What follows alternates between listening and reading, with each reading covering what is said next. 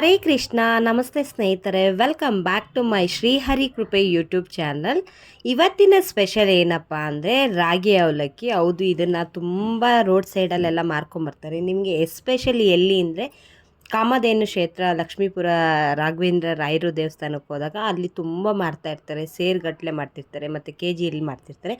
ಅಲ್ಲಿಂದ ನಾವು ತೊಗೊಂಬಂದಿದ್ದೆ. ಇವಾಗ ಸಮ್ಮರ್ ಆಗಿರೋದ್ರಿಂದ ಮನೆಯಲ್ಲೇ ಮಕ್ಕಳು ಇರ್ತಾರೆ, ಏನಾದರೂ ತಿನ್ನೋದಕ್ಕೆ ಬಾಯ ಆಡಿಸೋದಕ್ಕೆ ಬೇಕಾಗುತ್ತೆ.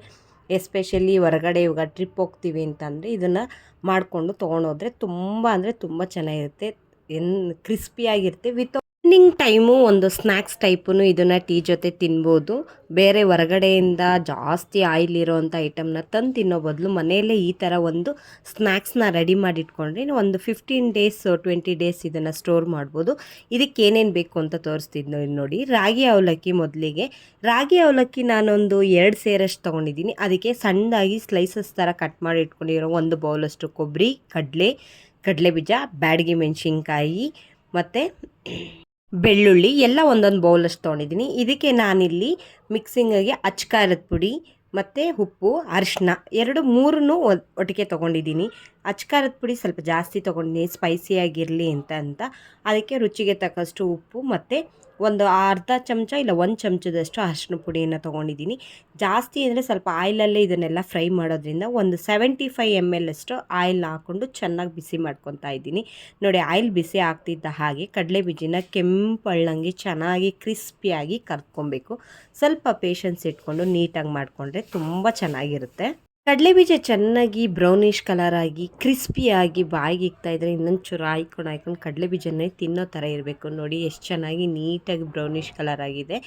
ಈ ಥರ ಕಡಲೆಬೀಜನ ನೀವು ಫ್ರೈ ಮಾಡ್ಕೊಬೇಕು. ಸುಮ್ಮನೆ ಎಣ್ಣೆಗೆ ಹಾಕಿ ಬಿಸಿ ಆಗ್ತಿದ್ದಂಗೆ ತೆಗೆದುಬಿಟ್ರೆ ಕ್ರಿಸ್ಪಿಯಾಗಿರಲ್ಲ. ತುಂಬ ದಿನ ಇರಬೇಕು ಅಂತಂದರೆ ಈ ಥರ ಬ್ರೌನಿಷ್ ಕಲರಾಗಿ ಚೆನ್ನಾಗಿ ಮಾಡ್ಕೊಳ್ಳಿ. ಚೆನ್ನಾಗಿ ಎಣ್ಣೆ ಸೋಸಿ ನೋಡಿ. ಏನು ನೀವು ಅವಲಕ್ಕಿ ನೀಟಾಗಿ ಕೇರ್ಕೊಂಡು ಕ್ಲೀನ್ ಮಾಡ್ಕೊಂಡಿರ್ತೀರಲ್ಲ ಅದ್ರ ಮೇಲೆ ಹಾಕ್ಕೊಳ್ಳಿ. ನೆಕ್ಸ್ಟು ನಾನಿಲ್ಲಿ ಕೊಬ್ಬರಿನ ಹಾಕ್ಕೊತಾ ಇದ್ದೀನಿ. ನೋಡಿ, ಚೆನ್ನಾಗಿ ಒಣಗಿರೋ ಅಂಥ ಕೊಬ್ಬರಿನ ಈ ಥರ ನೀಟಾಗಿ ಕಾದಿರೋ ಎಣ್ಣೆಗೆ ಹಾಕಿ ಚೆನ್ನಾಗಿ ಬ್ರೌನಿಷ್ ಕಲರ್ ಇರಬೇಕು. ನನಗಂತೂ ಮಿಕ್ಚರಲ್ಲಿ ಬೆಳ್ಳುಳ್ಳಿ ಮತ್ತು ಕೊಬ್ಬರಿ ಇದ್ದರೆ ಅದನ್ನೇ ಹಾಯ್ಕೊಂಡು ತಿಂತೀನಿ. ತುಂಬ ಅಂದರೆ ತುಂಬ ಇಷ್ಟ. ತುಂಬ ಚೆನ್ನಾಗಿರುತ್ತೆ, ಒಂಥರ ರಿಚ್ ಟೇಸ್ಟ್ ಕೊಡುತ್ತೆ ನಮಗೆ ತಿನ್ನೋದಕ್ಕೆ. ನೋಡಿ, ಈ ಟೈಪಲ್ಲಿ ಬ್ರೌನಿಷ್ ಕಲರ್ ಆಗೋ ಥರ ಚೆನ್ನಾಗಿ ಕೊಬ್ಬರಿನ ಚೆನ್ನಾಗಿ ರೋಸ್ಟ್ ಮಾಡ್ಕೊಳ್ಳಿ. ನೋಡಿ, ಈ ಕಲರ್ ಆಗಿಬಿಟ್ರೆ ಸಾಕು. ಆಲ್ರೆಡಿ ಕೊಬ್ಬರಿ ಚೆನ್ನಾಗಿ ರೋಸ್ಟ್ ಆಗಿಬಿಟ್ಟಿದೆ. ನೋಡಿ, ಇದನ್ನು ಕೂಡ ಅದ್ರ ಮೇಲೆ ಹಾಕ್ಕೊತಾ ಇದ್ದೀನಿ. ಸ್ವಲ್ಪ ಬಿಸಿ ಇದ್ದ ಹಾಗಲೇ ಮಿಕ್ಸ್ ಮಾಡ್ಕೊಂಡಿರೋ ಅಂಥ ಅಚ್ಕಾರದ ಪುಡಿ, ಉಪ್ಪು, ಅರಿಶಿನ ಒಂದು ಸ್ವಲ್ಪ ಅದ್ರ ಮೇಲೆ ಸ್ಪ್ರಿಂಕಲ್ ಮಾಡ್ಕೊತಾ ಬರಬೇಕು. ಯಾಕಂದರೆ ಬಿಸಿ ಇದ್ದಾಗಲೇ ಚೆನ್ನಾಗಿ ಅವಲಕ್ಕಿ ಮತ್ತು ನೀವು ಕಡಲೆ ಬೀಜ ಈ ಕೊಬ್ಬರಿಗೆಲ್ಲ ಚೆನ್ನಾಗಿ ಇಟ್ಕೊಳ್ಳುತ್ತೆ. ಹಾಗಾಗಿ ನೋಡಿ, ಮಿಕ್ಸಿಂಗ್ ಮಾಡ್ಕೊತಾ ಇದ್ದೀನಿ. ನೆಕ್ಸ್ಟ್ ಇದಕ್ಕೆ ನಾನು ಏನು ಹಾಕ್ಕೊತಿದ್ದೀನಿ, ಬೆಳ್ಳುಳ್ಳಿ ಚೆನ್ನಾಗಿ ಒಂದು ಸ್ವಲ್ಪ ಜಜ್ಕೊಂಡಿದ್ರೆ ಸಾಕು. ನೋಡಿ, ಬೆಳ್ಳುಳ್ಳಿನೂ ಚೆನ್ನಾಗಿ ಬ್ರೌನಿಷ್ ಕಲರ್ ಬರೋ ಥರ ರೋಸ್ಟ್ ಮಾಡ್ಕೊತಾ ಇರ್ತೀನಿ. ಬೆಳ್ಳುಳ್ಳಿ ತುಂಬ ಚೆನ್ನಾಗಿರುತ್ತೆ ತಿನ್ನೋದಕ್ಕೆ. ಹಾಗಾಗಿ ಸ್ವಲ್ಪ ಎಣ್ಣೆ ಎಳೆಯುತ್ತೆ ಬೆಳ್ಳುಳ್ಳಿ ರೋಸ್ಟ್ ಆಗೋದಕ್ಕೆ. ಒಂದು 5ರಿಂದ 10 ನಿಮಿಷ ತೊಗೊಳುತ್ತೆ ಸ್ವಲ್ಪ ಫ್ರೈ ಆಗೋದಕ್ಕೆ. ಚೆನ್ನಾಗಿ ಬ್ರೌನಿಷ್ ಬರೋವರೆಗೂ ನೋಡಿ, ಈ ಥರ ಆಗೋವರೆಗೂ ನೀಟಾಗಿ ರೋಸ್ಟ್ ಮಾಡ್ಕೊಳ್ಳಿ. ನೆಕ್ಸ್ಟು ಇದಕ್ಕೆ ಬ್ಯಾಡಗಿ ಮೆಣಸಿನ್ಕಾಯಿನ ಎಣ್ಣೆ ಆರಿಸಾದ್ಮೇಲೂ ಕೂಡ ಹಾಕ್ಕೋಬೋದು.